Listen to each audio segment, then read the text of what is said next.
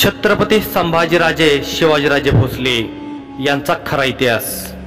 संभाजीराजांबद्दल French प्रवासी अबे carry याने 1672 मध्ये केलेले वर्णन संभाजीराजे विलक्षण रूपवान, मजबूत बांधा व सैनिकांच्या आकर्षणाचा केंद्रबिंदू असे केले आहे।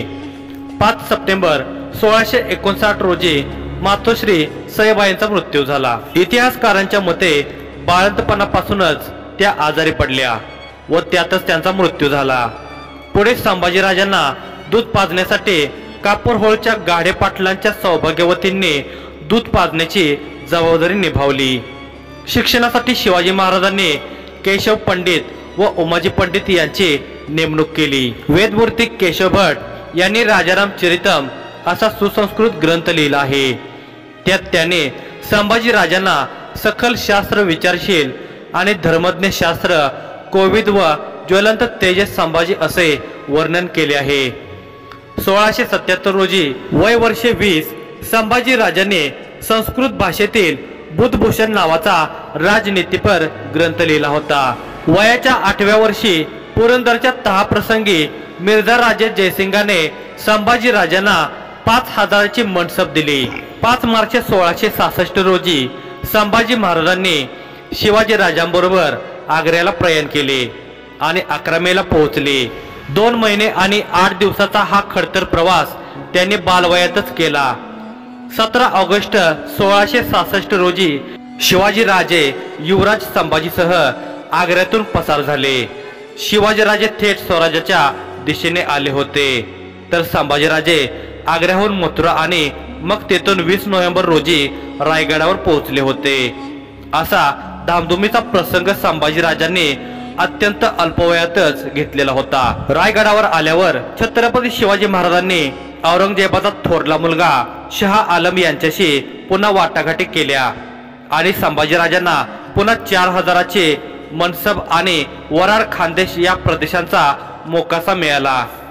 1674 शिवाजी महाराजांचा राज्याभिषेक आणि 1685 रोजी पुन्हा औरंगजेबाशी तह व या तहानुसार संभाजीराजांना तिसऱ्यांदा 6000ची फौज आणि 80 लाखांची मनसब मिळाली होती।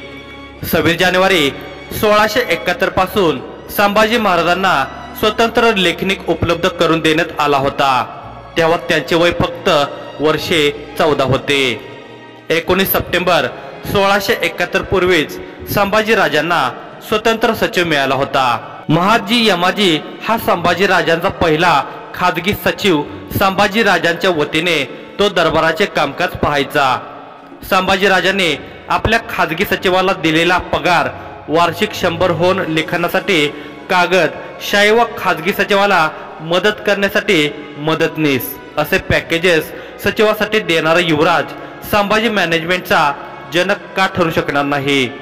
1672 पासून संभाजीराजे स्वतंत्रपणे युद्धाच्या आघाडीवर जाऊ लागले। 1672 संभाजीराजांच्या नेतृत्वाखाली 10,000ची स्वतंत्र फौज असल्याचे नोंद फ्रेंच प्रवासी अबे कॅरे याने केली आहे। खंबाळत व गुजरात प्रांतावर संभाजी स्वारी करण्याची जबाबदारी शिवाजी महाराजांनी संभाजी महाराजांना दिली होती। छत्रपती संभाजीराजे गुजरातवर चालून येणार ही बातमी कळताच त्या ठिकाणचे सरदार व सैनिक पळून गेले अशी नोंद अबे कॅरे यांनी केली आहे। यावरून युवराज संभाजीचा दरारा स्पष्ट होतो। 1675 रोजी शिवाजीराजांनी फोंडा किल्ला ताब्यात घेतला होता। या लढाईत संभाजीराजे सुद्धा सामील होते। 1675 साली शिवाजी महाराजांनी आदिलशाही मुलखावर स्वारी केली होती। संभाजीराजे ही त्यांच्या सोबत होते। याचे वर्णन जॉन फ्रायर याने 1678च्या पत्रात केलेले आहे। संभाजीराजांच्या नेतृत्वाखाली तुकडी गोवळकोंड्याच्या थेट भागा नगरीपर्यंत म्हणजेच गोवळकोंड्याची राजधानीपर्यंत पोहोचलेल्या होत्या आणि परतीच्या वाटेवर असताना त्यांनी प्रसिद्ध अशा हुबळी रायबाग या बाजारपेठा लुटल्या होत्या। त्यावेळच्या इंग्रजी पत्रामध्ये संभाजीराजांचा उल्लेख युद्ध सन्मुख राजकुमार म्हणजे युद्धासाठी सदैव तयार असणारा राजकुमार असे वर्णन केलेले आहे। 1674 ते 1677 साली संभाजीराजांनी मुलकी आणि देवाणी कारभार पाहिला होता। मावळ येथील कुलकर्णी जानकी कोंब रंगभट बिन बाळंभट हिची मिरासी व शंकरजी भोवर याला करून दिलेल्या मुलकीचा कागद हे इतिहासाला सापडलेले दोन पुरावे आहेत. 26 जानेवारी 1671 ते 1674 संभाजीराजांनी स्वतंत्रपणे मुलकी कारभार सांभाळला होता. 1674 रोजी बुधभूषण हा राजकारणावरील ग्रंथ संस्कृत मध्ये लिहिला आणि नायकाभेद नखशिख हे शृंगार प्रधान आणि 7 शतक असे 3 ब्रज भाषेतील म्हणजेच हिंदीतील हा अध्यात्मावरील ग्रंथ वयाच्या 30व्या वर्षी पूर्ण केला.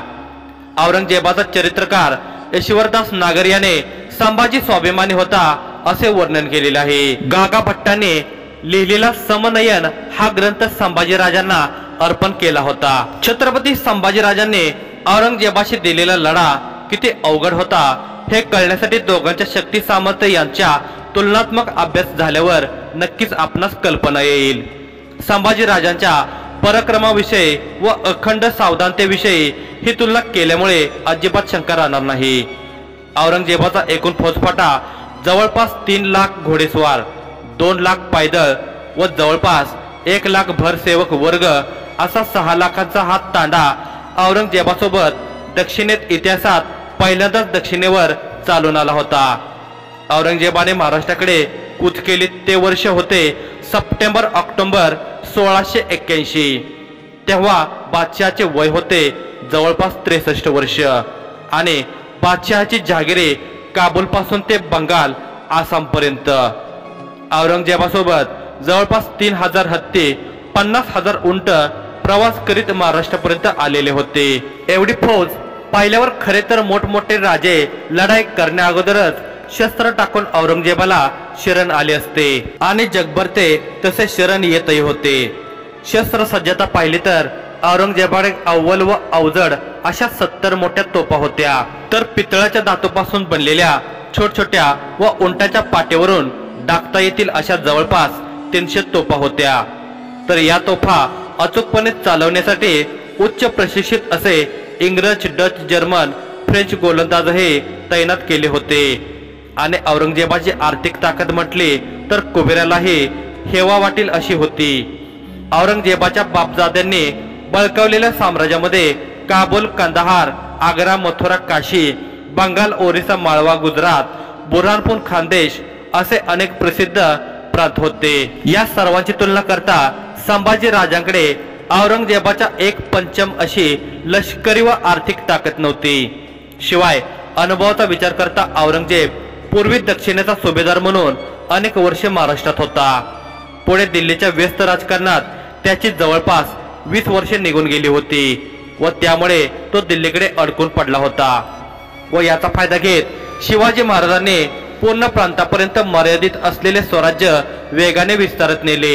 छत्रपती संभाजी राजांच्या हातात सत्ता आली तेव्हा स्वराज्याचा विस्तार वेंगुर्ला ते ठाणे, जव्हार अशी किनारपट्टी तेथून पुढे नाशिक, बागलांचा काही भाग, इकडे पश्चिमेकडे सातारा आणि कोल्हापूर एवढाच भाग, त्यातही पुणे प्रांतातील जुन्नर नेहमी मोगलांच्या ताब्यात, तर मुंबई इंग्रजांकडे आणि जंजिरा कायमस्वरूपी सिद्धींच्या ताब्यात एवढा छोटासा विस्तार होता स्वराज्याचा. औरंगजेबाच्या साम्राज्याशी नुसती भौगोलिक तुलना केली तरी स्वराज्य औरंगजेबाच्या मुठी एवढे देखील नव्हते. औरंगजेबाच्या ताब्यात वर नमूद केलेल्याप्रमाणे जवळपास 22 प्रांत होते व एक प्रांत स्वराज्याच्या जवळपास तिप्पट आकारमानाचा होता. शिवाय हे सर्व प्रदेश सुपीक व सधन होते. त्यामुळे कोणत्याही परिस्थितीत एवढ्या मोठ्या सामर्थ्यासमोर टिकाव धरणे नव्हे तर उभे राहणेही अवघड होते.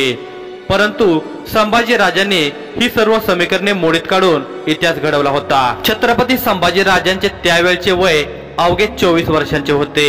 तर त्यांच्या जवळ असलेली एकूण फौज, घोडदळ व पायदळ जवळपास 60,000च्या आसपास होती. तर मराठी लष्करात तोफखानाच नव्हता. शिवाजी महाराजांनी जाणीवपूर्वक तोफखाना ही संकल्पना जोपासली नव्हती. कारण तोफखाना सोबत असला की सैन्याच्या हालचाली मंदावतात व सैन्याच्या मोहरा बदलण्याच्या प्रक्रियेला खीळ बसते.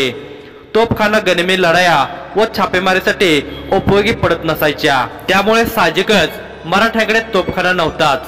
फक्त किल्ल्यावर काही प्रमाणात तोफांची बुरुजावर पेरणी केलेली असायची। बाकी चालता फिरताच तोफखाना वापरण्याच्या भानगडीत मराठा लष्कर सहसा पडत नसायचे। नातेवाईक व सरदारांचा अमीर उमरावांचा फौजफाटा म्हणताल तर औरंगजेबाचे 2 शहजादे, 22 सरदार, 40 नातू, जवळपास 3000 अमीर उमराव औरंगजेबाला साथ द्यायला सह्याद्रीच्या दऱ्याखोऱ्यात भटकायला जीव द्यायच्या तयारीने उत्तरेकडील ऐशाराम सोडून आले होते। संभाजी महाराजांची परिस्थिती खूपच प्रतिकूल होती।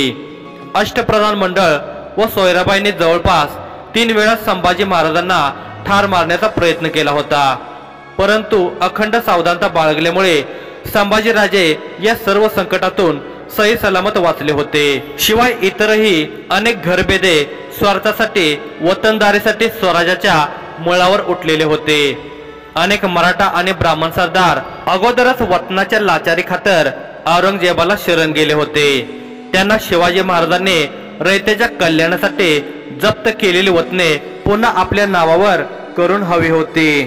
शिवाजी महाराजांनी वतनदारी पद्धत बंद करून जनतेला वतनदाराच्या जुलमातून मुक्त केले होते। संभाजी महाराजांनी शिवाजी महाराजांची परंपरा कायम ठेवली होती।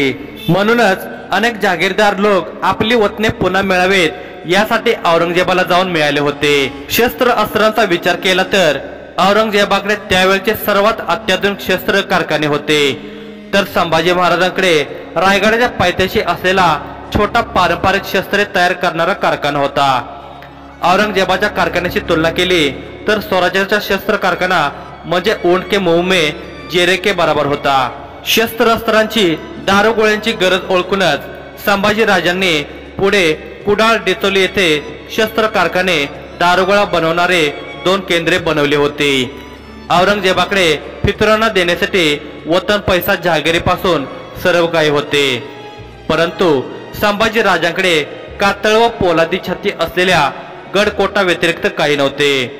वतनाच्या लाचारीने माणसे विकली जात होती, परंतु स्वराज्याच्या रक्षणासाठी शिवाजी महाराजांनी स्वराज्याची शपथ देऊन बांधलेले किल्ले मात्र शेवटपर्यंत स्वराज्याशी इमान राखून होते। व एवढीच एक गोष्ट संभाजी राजांना अनुकूल असल्यामुळे त्यांनी रामशेज सारखा छोटा टेकडीवजा किल्ला 6 वर्ष झुंजत ठेवला होता। छत्रपती संभाजी राजांच्या हयातीत स्वराज्यातला एकही किल्ला एवढी ताकद असूनही औरंगजेबाला फितूर झाला नाही की पडला नाही।